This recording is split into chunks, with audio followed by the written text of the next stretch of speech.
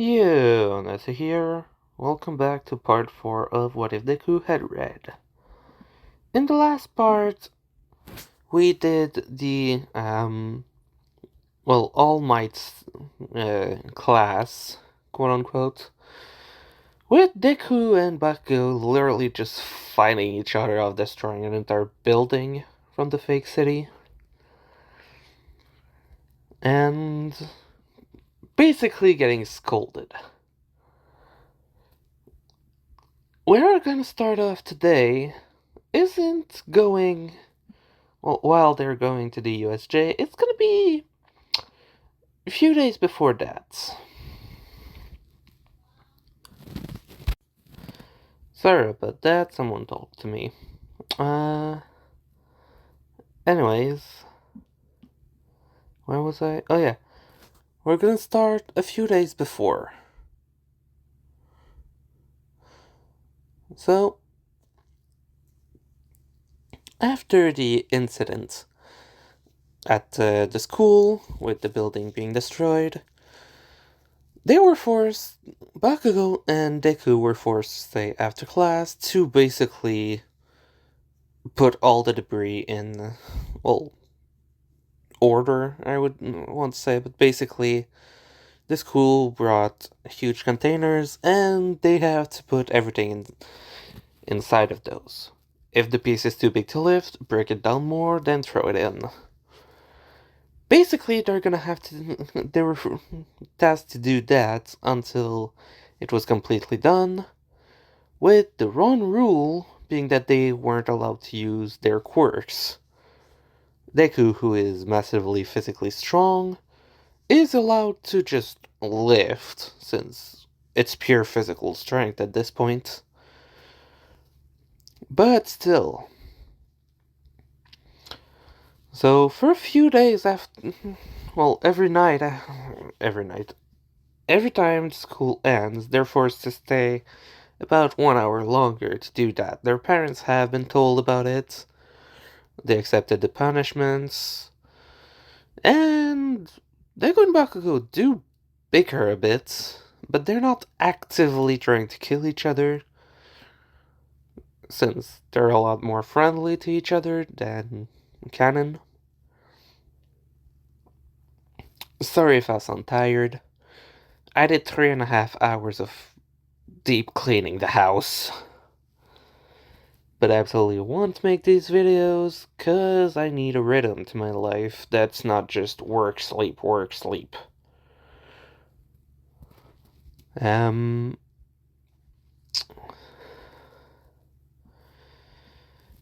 Sorry.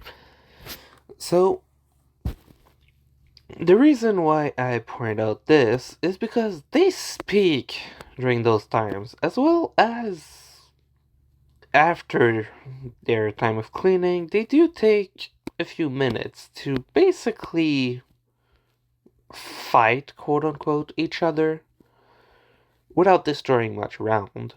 It's literally just a fist fight to see who is physically better and faster, and blah blah blah.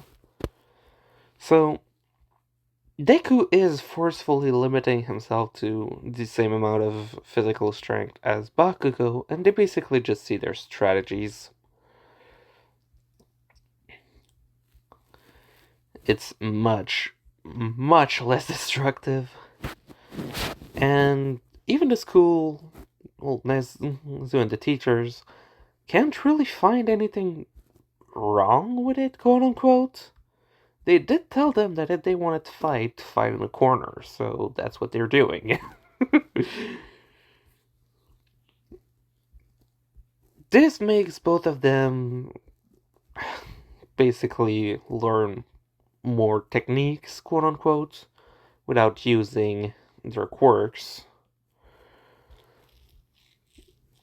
And basically, after school, they always walk back together and talk a lot. Some of the other students tried to want to stay and help, but were told no by the teachers.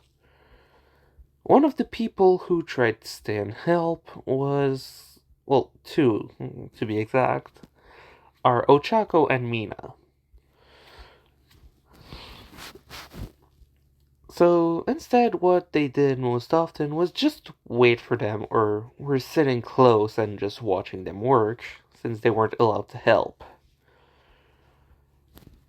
Once again, the teachers couldn't force them to leave either, but still, it does give them more company. From time to time after the cleaning, Mina and Ochako basically talk to Bakugo and Deku, which Bakugo calls them extras, Deku just listens. And one of the things that's being shown is that they explain their quirk in a bit more detail. Example, Ochako shows that, oh yeah, if she uses her quirk for too long, she gets sick. And Mina explained that her acid is pretty strong, and if she concentrates enough, she can make it much, much stronger. Showing it by actually asking if Deku could make a ball of energy to see if it could actually work on it, which was more her wanting to see if she can pass through Deku's energies, and she can go through a lot of stuff. And at first, her acid is pink, but as she keeps trying to forcefully go through Deku's energy, sorry if I keep stopping, basically it goes deeper and deeper and deeper and changes a bit in color. But they stop for after a while because clearly it's not going through. Deku is interested by her acid though. He can feel something when people use their quirks. Example, Bakugo. Deku can feel a kind of shock before he uses his quirk. For Ochako, the objects that she touches and have her quirk make gravityless, feel like there's a bit of residual energy on top of it as well. Mina, similarly, her acid has a kind of tingly energy from his feeling. He needs to nearly touch the person, like he has to be extremely close to them to feel those, or to the object that Ochako touch, for him to feel it. But basically, he understands that quirks are basically just application of laws and rules of energy and the world. So, he can, if someone is close enough, tell if they're activating their quirk.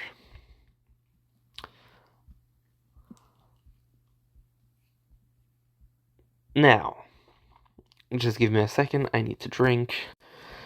Sorry about that. Anyway, going back to the story, the USJ. As they're in the car, well, the bus, going towards the USJ, similar conversations in canon are happening in the bus. The one difference is that Deku's hero suit isn't really damaged. Well, wasn't really damaged in all that happened, so he still has it on instead of the UA uniform. Minimal change, doesn't really affect the story, but still wanted to point it out.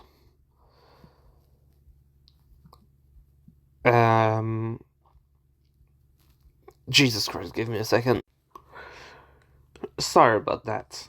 As I was saying, on their way to the USJ, they're talking to each other like normal. Deku's suit isn't damaged. So they ask Aizawa who's gonna be there with them, and he mentioned that All Might was supposed to come, but couldn't.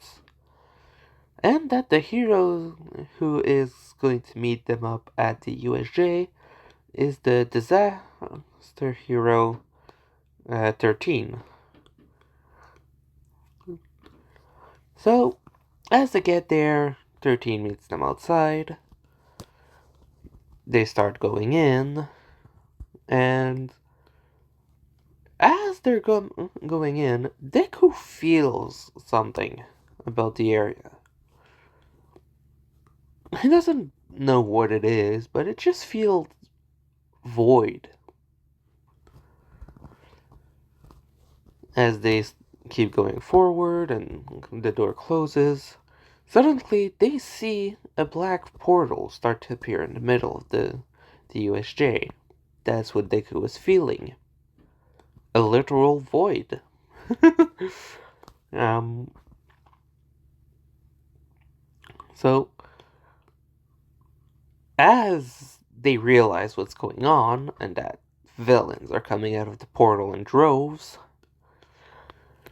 Aizawa and 13 basically start to just make the plan. Aizawa goes down to fight, while 13 takes the kids to safety.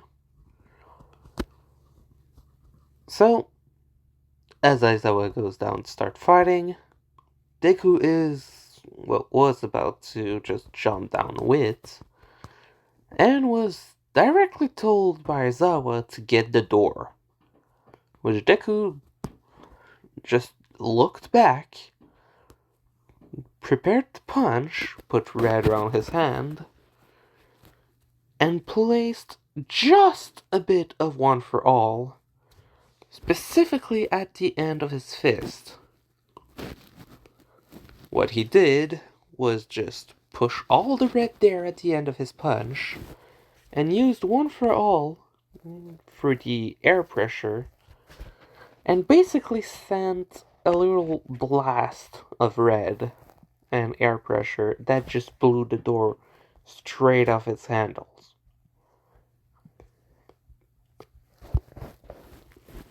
In that single second, Shigaraki saw that and thought, he's dangerous. Deku's on the list of people to kill. Whoops. As everyone starts running towards the door, because Deku wasn't able to follow Aizawa, Shigi makes Kurogiri, sorry, the name just escaped me suddenly.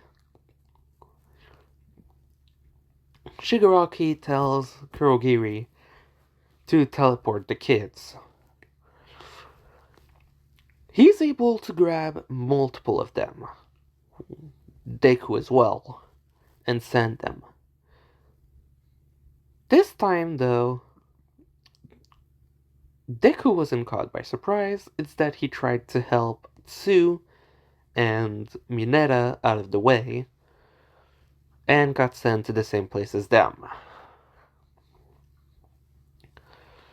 Because he would have been able to completely dodge it, but saw they were the closest to him, and were also in danger. So, he tried to help them, but got sent out. As Aizawa was fighting, and that 13's trying to help the others to reach the end, Ida is told to just go straight ahead and just escape out the door, which he does since it's already blown straight open. Before the others are able to go out, though, Kurogiri basically makes the entire doorway a portal that leads they don't know where. That is terrifying to them, but it also means Kurogiri is currently stuck in front of them, unable to go anywhere else. Which is good for other people. Aizawa starts fighting the Nomu during that time, which, poor him. But then we skip to Deku and the other two on the boat, while everyone's basically stuck doing the same thing as usual, where Tsu is able to help Mineta on the boat, Deku as well, though he needed less help. And once they saw the villains coming, Deku literally just looked down and started to heat up the water by pushing a large amount of red towards it. The villains all scampered out of the pool. They didn't even try to get close to the boat because of Deku. Shigi was pissed off that they were just escaping, and they literally had to tell him that they were dealing with that.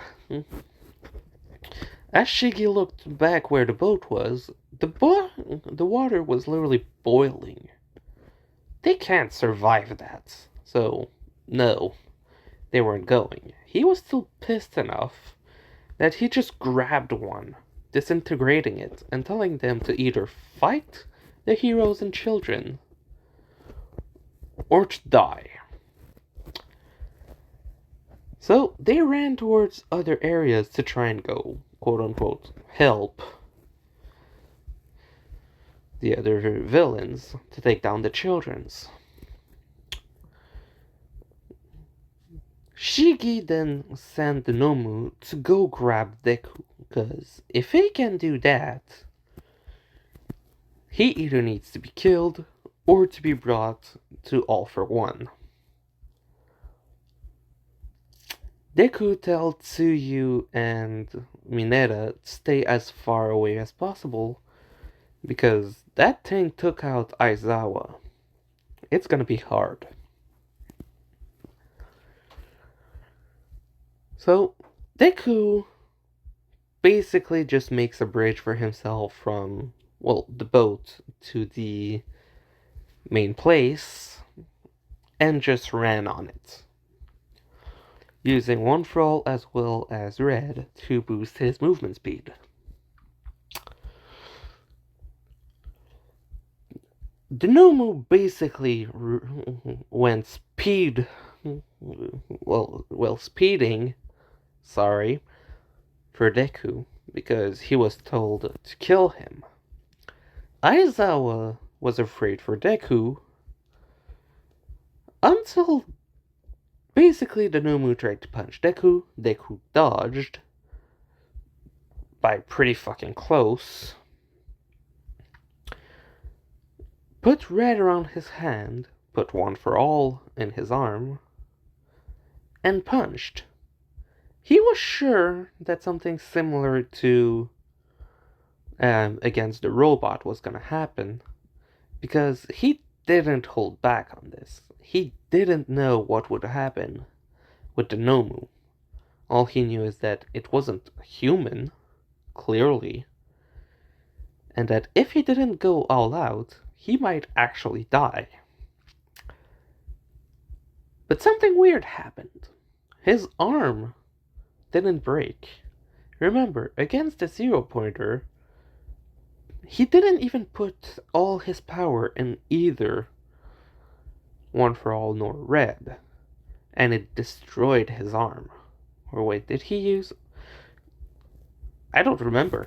Oh god.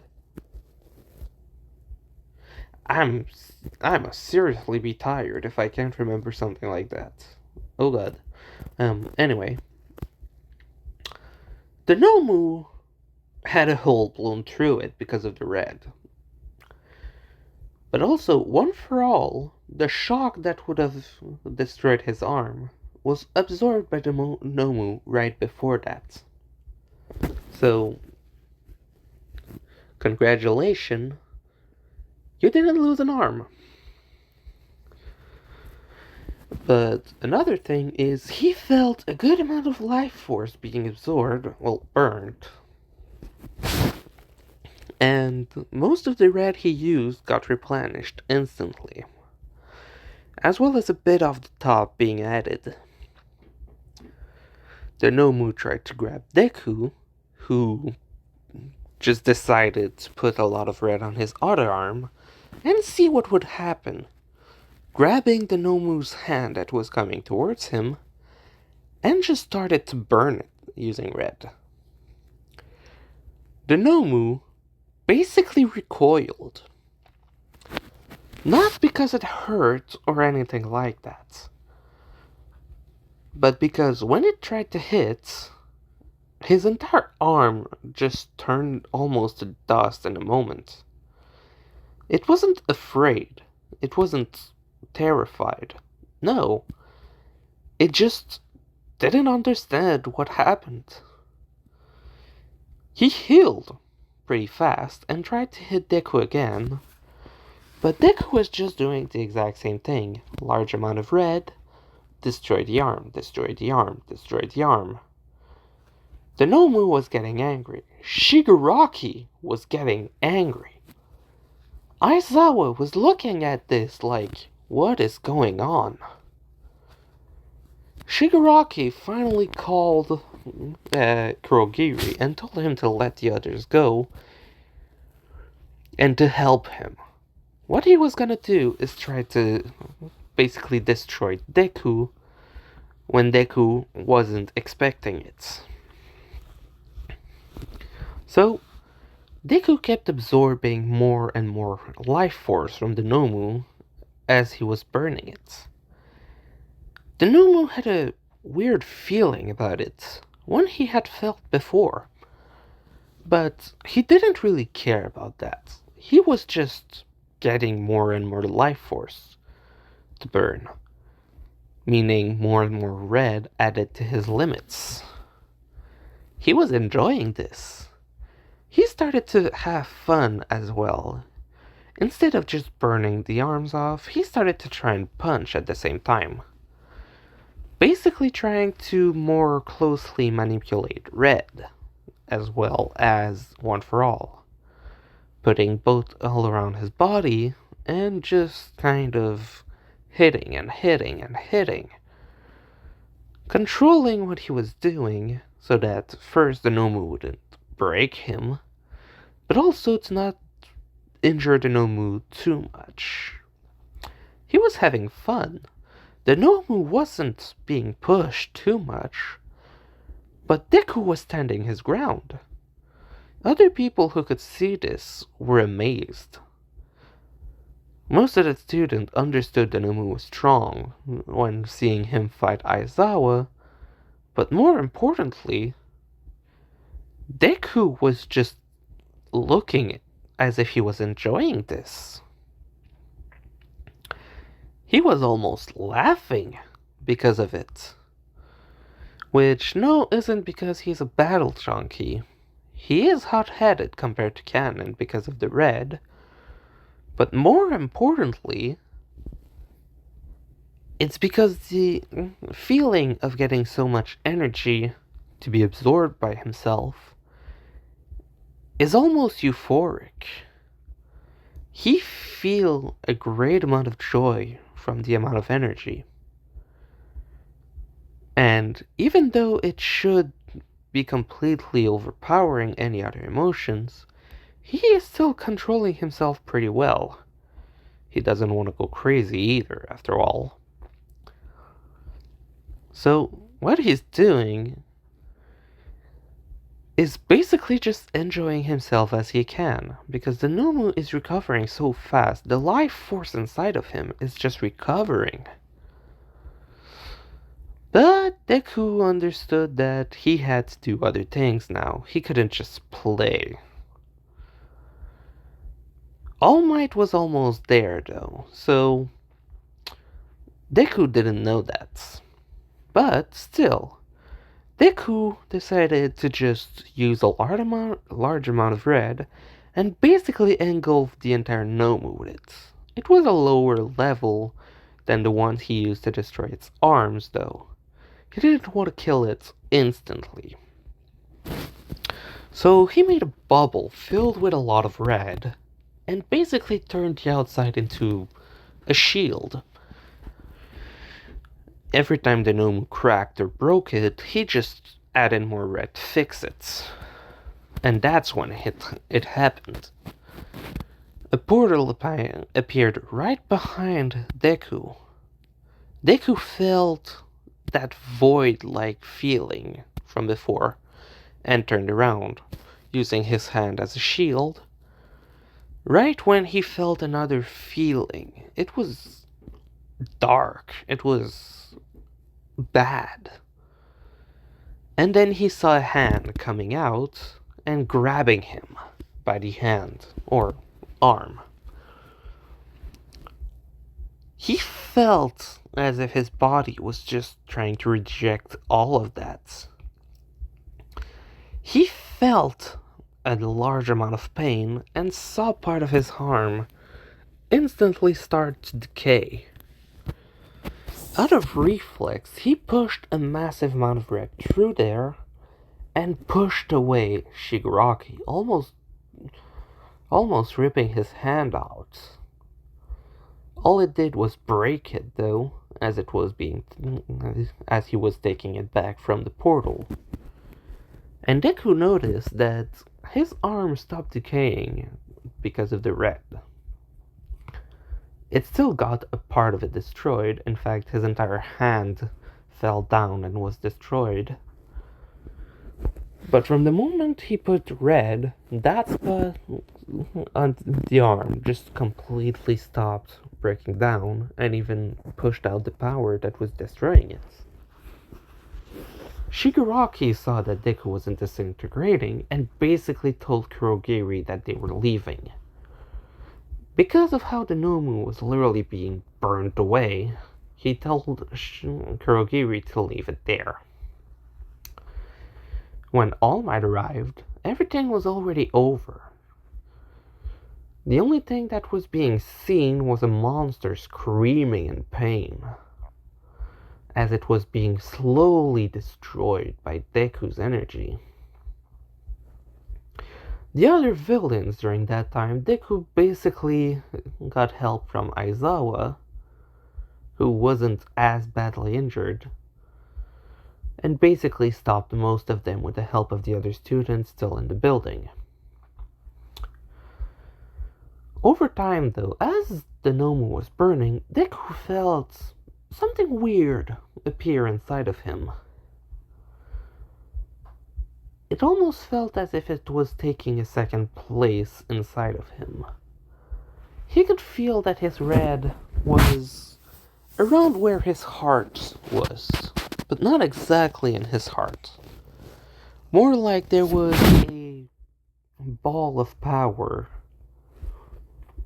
next to it that was pulsing into heat. But a new one was appearing somewhere in around the stomach. It felt cold and fluid.